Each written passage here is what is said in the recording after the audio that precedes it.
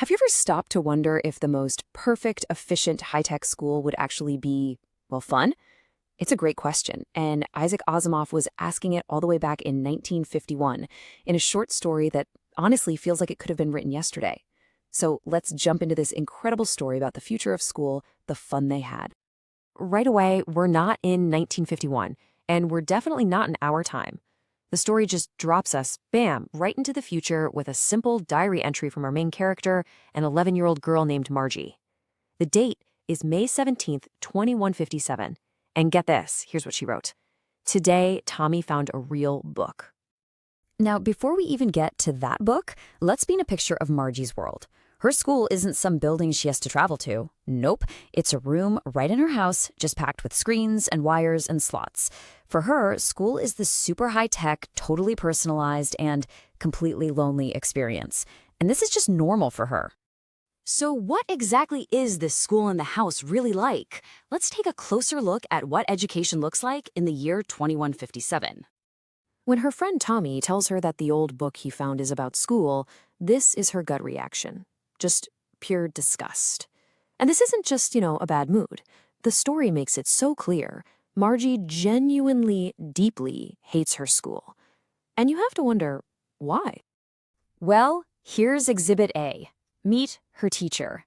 It's not a person, it's a machine. Asimov describes it as large and black and ugly, with this giant screen where all the lessons and questions pop up. There's no warmth, no personality, just this cold, mechanical thing in her home. Her daily routine is just relentless. Lessons flashed on the screen. She has to write out her homework using a punch code, something she had to learn when she was just 6 years old. And the part she hates the most is shoving it into this specific slot for instant, impersonal grading. There's no back and forth, no creativity, just this lonely, repetitive process day after day. But then something happens that completely shatters her routine. A single, simple event that makes her question her entire world, that discovery of an old book. Okay, so you have to understand, for Margie and Tommy, a real book is this totally bizarre ancient artifact. They're used to telebooks, where words are zipping around on a screen. This thing is different. The pages are yellow and crinkly, and they think it's hilarious that the words just sit still. It's like a relic from a totally forgotten time. And Tommy's reaction? Oh, it tells you everything you need to know about their world. He sees this physical object as just inefficient, a total waste. I mean, their TV screens can hold millions of books, so why on earth would you want this thing that only holds one story? It's a perfect little snapshot of a future that values digital efficiency over a physical experience. This discovery kicks off the central conflict of the whole story.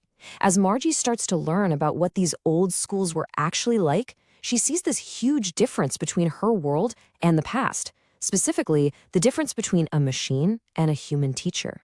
This really breaks it down for us. On one side, you've got Margie's world, totally isolated, hyper-personalized, all driven by a machine. And on the other side, the old school, a communal experience, in a special building, with a human teacher, where kids actually learn together.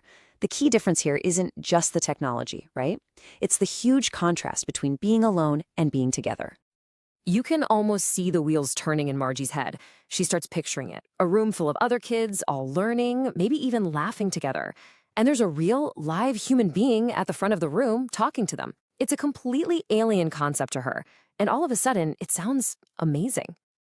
Now, to be fair, there's a certain logic to Margie's world. Her mother champions this whole idea of personalized education.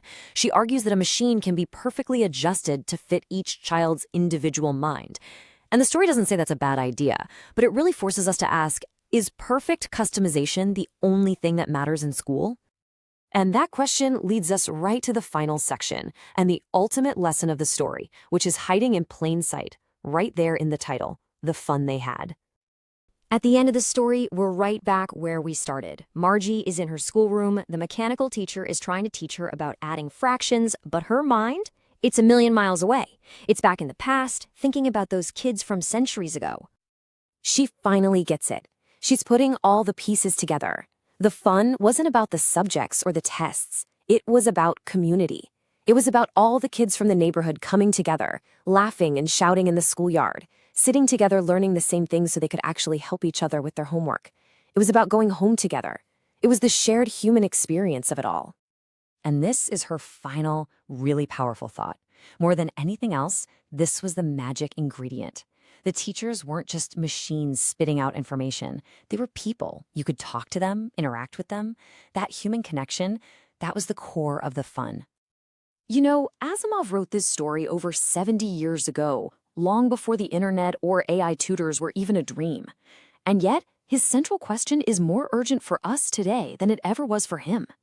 As we keep weaving all this incredible technology into our classrooms, it really makes you stop and ask, what is the human element, the social connection, the fun that we absolutely can't afford to lose?